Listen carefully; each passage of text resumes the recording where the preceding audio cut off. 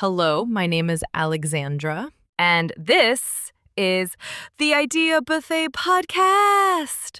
Today, we're looking at a developing story, some really tragic news from the world of football based on a BBC News report that's just come out. Yeah, it's deeply shocking news. Absolutely. Our aim here is to quickly get to grips with the details, understand what's happened, because this has sent, well, shockwaves, really. The core news, for anyone who hasn't heard it yet, it's just awful.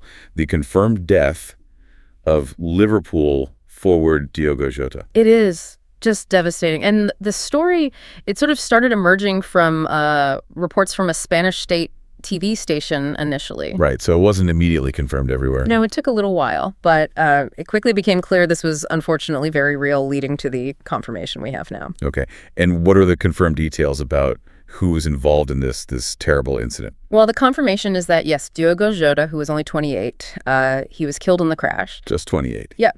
And tragically, he wasn't the only one. His younger brother, Andre Felipe, who was 26, also died in the same incident. Oh, his brother, too. I hadn't realized that. Yes. Andre was also a footballer, though maybe not quite at the same professional level as Diogo. Still, just heartbreaking. That's just terrible. Yeah.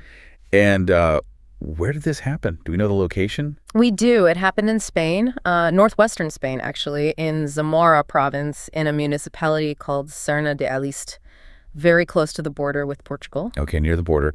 And the timing?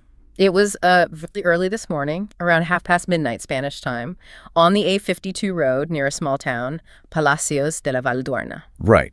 So what do the reports say actually happened? What caused the crash? The details emerging suggest the car, it was a Lamborghini, it left the road. Left the road. Was there another vehicle involved, or? It seems it happened during an overtaking maneuver. The reports mention a tire blowout on the Lamborghini as the cause. A tire blowout while overtaking. Exactly. And then, tragically, the vehicle caught fire after leaving the road. Oh, awful. And how was this all confirmed? You mentioned the Spanish TV station, but officially? Yeah, the confirmation chain seems to have gone from local firefighters on the scene, then the Guardia Civil, the Spanish police force spoke with BBC sources, BBC Miss Mersey online specifically, and then the BBC themselves confirmed the news. Okay, so a solid chain of confirmation there.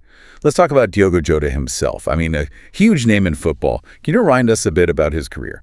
Yeah, absolutely. A fantastic player. Really felt like his star was still rising.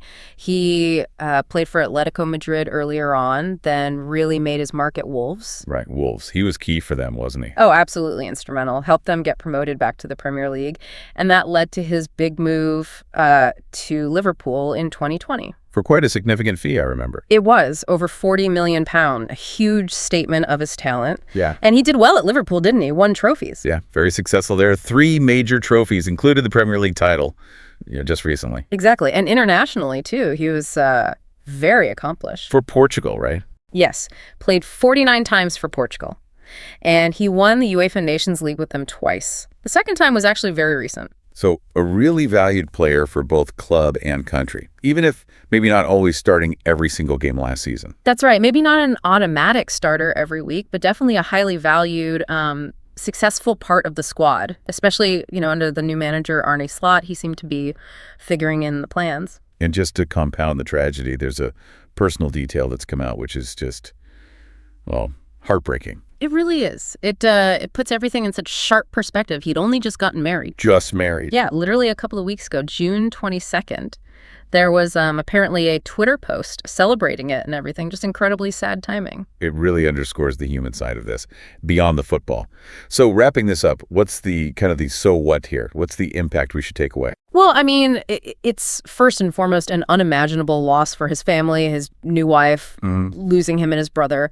It's also a huge blow for Liverpool FC, for Portuguese football, and just, the wider football community. Yeah. He was, as we said, a rising star. Still only 28. His career was very much heading upwards. He seemed to be at such a high point, professionally and personally. It's a stark reminder, isn't it? It really is. A truly devastating reminder of how fragile life is, how suddenly things can change, even for someone who seems to have everything, at the peak of their game and happiness.